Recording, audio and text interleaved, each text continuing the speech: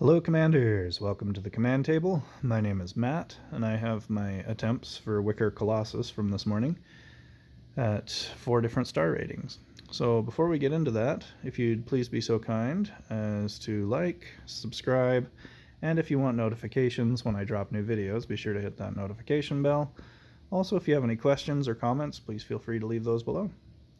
Also, we update our strategies throughout the day on our Discord channel. The link will be in the description. And it is open source, so hop on in and contribute, and you can learn from our successes and our mistakes. Okay, so let's go ahead and dive right in. This was my main profile. I decided to go with a ranged build. I've got 8 crystal spires with double reload and block. I've got block on everything, and then reload everywhere else it'll fit. And as you can see, health is going down very smoothly, and I've got the rank 4 spear, which not only strikes more often, but has an increased chance to have multiple strikes, and it just shreds through the boss. It hits all the time. Because even if you miss on your initial hit, you'll often get an extra meteor popping out to hit something. So lots of coverage there. Plenty of damage. We got it done in no time. But block on everything and double reload on everything else. Okay, so here is my SR14 build. This is my second profile, and I did block on everything and damage 2 on everything that I could put it on. And I've got the 2 groups of Frost Knights. I have one that splits between these 2 groups here, and the other one that just hits the top group of minions. But having that extra freeze damage is really helpful. As you can see, with that meteor strike, every time it hits a frozen target, it really hits hard. So plenty of time left on this one, but it is a little bit close to that 10-second mark. So even though I've got the time elixir, it may still be worth having the power elixir, just because if I miss by 1%, then I've wasted a key and 2 elixirs. So that was with the Ring of Unity, but I decided that I would go ahead and try something a little bit different. I dropped the time elixir and I added ranged. And now I'm using the phylactery, so that's why I've switched it up. No need to use time if your health is going to be dropping by 10% every 3 seconds. So this will run through all the stats so you can see what my unit levels are and what power stones I've got equipped. But again, this is my second profile, so my unit levels aren't as good as my main profile. I line up the wraiths onto this center target just because you get a guaranteed frozen target. Up here, the wraiths might be hitting something that the Frost Knights aren't hitting, and likewise down here. So I try to maximize my wraiths on that central wicker, I don't know, what do you call it, effigy, whatever it's called. But every time spear strikes, it's going to be doing an additional 200% damage because of that ranged elixir. So we get it done in time, but I may switch back to the other build just because it seems like it got it done a lot faster. So once I get my phylactery leveled up, might be a little better than ring, but we'll just have to see once we have it in a comparable range. This is my SR11. It's going to run through the stats for you real fast, just so you can see what I'm doing for SR11. Dire Wolves are a toss-up between Dire Wolves and Plague Bearers. I think Plague Bearers do edge out the Dire Wolves in terms of overall damage, because it would buff your entire group instead of just the nature. But I threw them in there for fun. Haven't used them in a while, so I figured why not.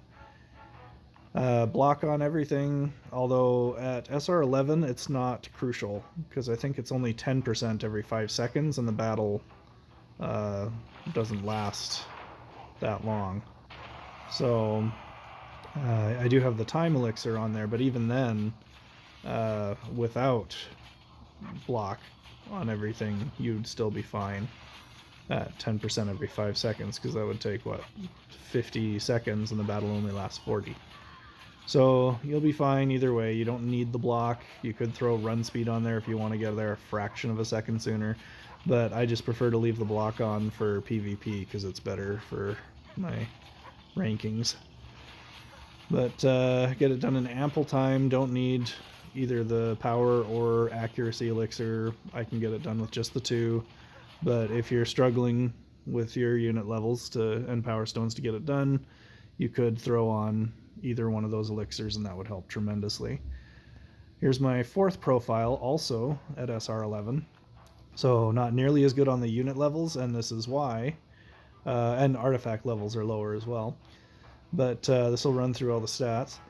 I did throw on the power elixir, I believe.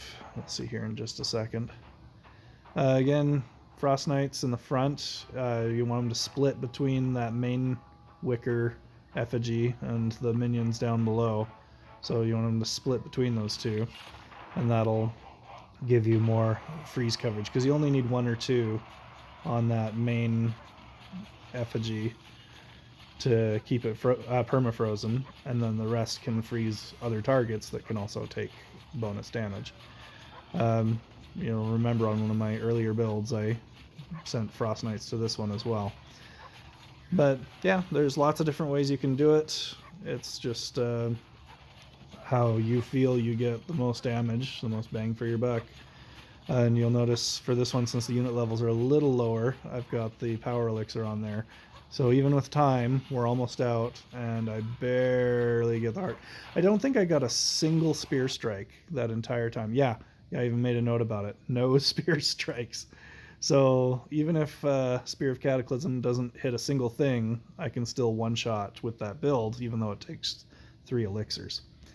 For SR7, this is, you know, throw everything in the kitchen sink at it. I don't have very high unit levels or artifact levels on anything here, but it's, you know, only SR7, so you just take anything that does damage, try to maximize the things that do the most damage. The Warhounds and the Wraiths are what you're going to want to stack the most of, and then once you run out of those, Arcane Blades, you can throw in Plague Bearers, Dire Wolves, and then your ranged damage units are okay too. You get Hammer Throwers, I think, do a little bit more than Archers, and obviously your Archers as well. But I did spend, since this account was made after the Festival of the Veils, I spent some gems, just enough to get a group of Frost Knights so that I could apply freeze to the boss, and that really helps. So if you're newer to the game and you've got a few gems from achievements, and be sure to watch streams. You want to make sure you get free gems from the streams. But spend gems on just a few chests, enough to get a group of Frost Knights, and that'll boost your damage tremendously. So there's my attempts for the morning. We'll obviously be adding any new revelations that we discover to the command table Discord, so feel free to hop on that and do all that liking, subscribing stuff. Thank you for supporting the channel, and we'll have more content for you soon.